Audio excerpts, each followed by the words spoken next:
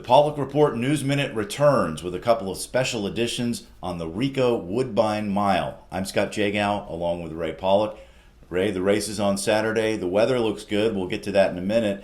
But this race is a Breeders' Cup Challenge Series race, so there's an automatic berth into the Breeders' Cup Mile. And the history with that is pretty darn good.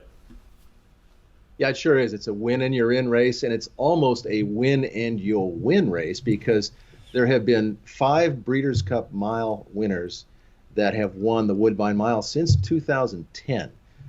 Wise Dan won it a couple of times and went on to Breeders' Cup Mile. Court Vision in 2010. Tepin in 2016, Woodbine Mile, won the Breeders' Cup Mile the previous year, and then World Approval in 2017. The last 2 horses both trained by Mark Casse. And of those recent winners, there seems to be a little profile developing. For one thing, this is not a big long shot winning race.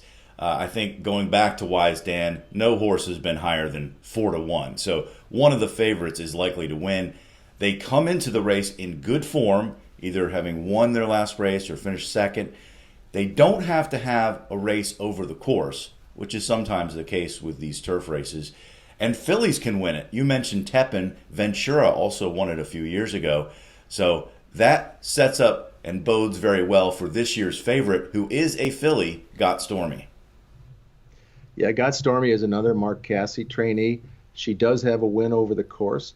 There's another filly in here from Europe, Awesome Tank, who ran a really good second in the Beverly D Stakes behind Sister Charlie at Arlington Park for Chad Brown. And by the way, can you name me one North American Grade 1 turf race that Chad Brown has yet to win? Let me think about that. This one. It's hard to find a race that he hasn't won. He's got Raging Bull in here, who's got a big shot. But it's a little bit unusual to look at a turf race like this and not see Chad Brown among the list of recent winners. Yeah, Got Stormy comes out of the 4-star Dave Handicap, which she won, and that has been a key race heading into the Woodbine Mile. Wise Dan took that path, and some others have as well.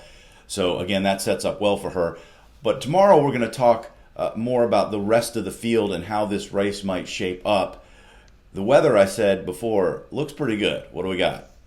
It looks like right now the forecast is for about 72 degrees Fahrenheit. I can't do the centigrade thing that they call it up there, but and sunny. So it's going to be a nice day. It's always a big card at Woodbine for Woodbine Mile Day.